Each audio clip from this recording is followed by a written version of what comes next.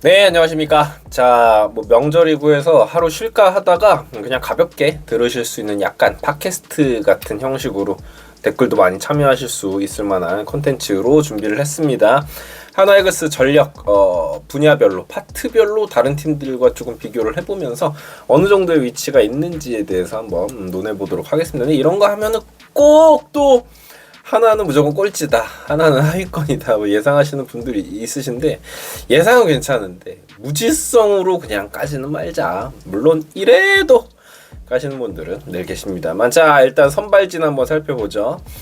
솔직히 선발진은 하나가 정말 좋죠. 특히 국내 선수 3명, 류현진, 문동주, 엄상백 라인은 다른 팀의 국내 선발들 3명과 이렇게 비교했을 때 사실은 뒤처지는 부분이 별로 없다라고 봅니다.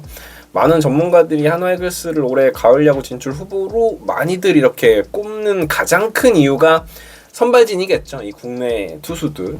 한화 이외에 이제 국내 선발진이 좋은 팀이 삼성라이온즈. 삼성라이온즈 같은 경우에는 워낙 이제 원태인 선수가 강하고 거기에 이제 최원태 선수를 영입을 했으니까 이 두 명을 주축으로 한 선발진이 있고, KT 위즈 같은 경우에는 고영표, 소영준, 오원석 선수 이번에 영입을 했으니까 이 정도의 팀들이 조금 꼽힐 텐데, 국내 선발진 몇몇만 보면 솔직히 하나이글스가 이 두 팀과 비교해도 나쁘지 않다. 여기에 이프를 조금 당겨와서 보면은 외국인 투수 와이스 같은 경우가 지난해 절반의 시즌 정도를 소화를 했잖아요. 그랬던 걸 감안하면 풀 시즌으로 나와도 지난 시즌 보여줬던 이닝 소화력, 이닝 정말 많이 소화를 해줬고, 경기당 이닝도 거의 6이닝에 달했고요. 그리고 탈삼진도 선발 투수들 중에서 가장 많이 잡은 투수였고, 이닝당 탈삼진 말이죠.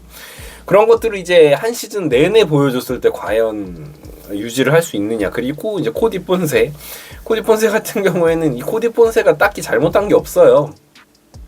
그냥 하던 야구 했고 빠른 공 던지는 선수인데, 워낙 이제 한화이글스 예전에 이제 손혁단장의 예전의 무브들이 워낙 마음에들 안 드시다 보니까 괜히 또 코디 폰세에 대한 또 화살이 돌아가는데, 코디 폰세가 어느 정도 해줄지 또 미지수니까 뭐 그런 부분들이 2% 꼽힐 수가 있겠죠. 그런 걸 다 생각을 해도 솔직히 선발진 자체는 하나이글스가 중상위권 이상은 해줄 것이다. 이건 조금 소극적으로 본 거고, 저는 선발진 자체는 뭐 삼성 라이온즈와 함께 거의 2, 3위권, 1, 2위권 충분히 다툴 수 있는 선발진이다라고 생각을 해요. 거기다가 김민우 선수, 뭐 이태양 선수 이런 선수들이 또 돌아오고, 권민규라든지 뭐 신인이긴 하지만, 그리고 백업으로 쓸 수 있는 조동욱이라든지 이런 선수들이 좀 있기 때문에 그런 면면들 다 이렇게 놓고 보면 하나 선발진이 나쁘진 않다라고 볼 수 있겠습니다. 자, 그리고 불펜인데, 하나 불펜이 지난해 WAR이 3위였거든요. 전체 3위였는데, 근데 이제 주현상 선수 지분이 굉장히 컸죠. 주현상이 이닝도 많이 소화를 해주고 너무 잘해줬으니까. 그러니까 사실상 거의 풀타임 마무리 첫 시즌이었는데 개인적으로 23세이브를 또 했기 때문에 더할 나위 없는 시즌이었고, 이 선수가 대박인 게 WHIP죠. 이닝당 출루 허용률인데 볼넷을 거의 안 주는 선수입니다. 이 선수가 점수를 주는 경기가 있죠. 당연히 뭐 투수가 다 점수 안 주는 투수가 있는 건 아닌데, 보면은 연투 나오면 점수 많이 줬거든요. 그리고 장타 허용이 조금 나오면서, 그래서 패스트볼이 완전히 빠른 선수가 아니다 보니까 장타를 맞거나 연속 안타 맞고 이렇게 점수를 주는 경우는 있는데, 볼넷으로 막 장작을 쌓고 많은 점수를 주는 경우는 굉장히 드문 선수입니다. 그래서 WHIP가 2년 연속 0.84니까 다른 팀들 마무리들은 이 선수를 부러워할 수밖에 없죠. 다른 팀 팬들은. 왜냐하면 불안한 모습은 적어도 아니니까. 그래서 스트라이크 넣는 거는 진짜 이 선수가 정평이 낮고, 결국은 이제 주현상 선수도 이닝 소화가 지난 시즌 많았고 그 전 시즌부터 해서 이닝 과부하가 조금 많아지고 있기 때문에 이쪽 어깨, 팔 이런 쪽이 안 아파야 되는데, 사실 마무리 캠프쯤에 해가지고 몸 상태가 그렇게 좋지는 않았다고 하는데 지금은 좋다고 합니다. 그래서 주현상 선수가 결국 건강해야 되고, 그 다음이 박상원, 김서현, 한승혁, 이태양 뭐 이런 선수들, 김범수, 신인들도 뭐 정우주, 권민규, 뭐 군대에서 제대하는 선수들도 있고요. 뭐 근데 양적으로 되게 많은데, 이게 늘 불펜 이야기하면 재밌는 게, 한화 경기만 보시는 분들은 이렇게 얘기하죠. 한화 불펜 쓰레기다, 한화 못 믿는다 이러시는데, 그게 아니고요. 10개 팀 불펜이 다 지금 어려워요. 타고 투저 시즌이기 때문에 야구 다 돌리시다 보면 다들 혈압 목 잡고 이러시는 게 불펜 투수들이 다 힘듭니다. 한화 정도의 불펜 투수면 기록으로 봤을 때 지난 시즌 상위권인 건 팩트예요. 근데 이제 이 부분을 저는 조금 주목해야 된다. 한화 이글스 지난 시즌 평균 자책점이 투수들 평균 자책점이 팀 4.98로 5위였거든요. 근데 이게 FIP 즉 이제 뭐냐면 수비 변수 제외한 투수들의 평균 자책점이 4.5인데 이게 1등이에요.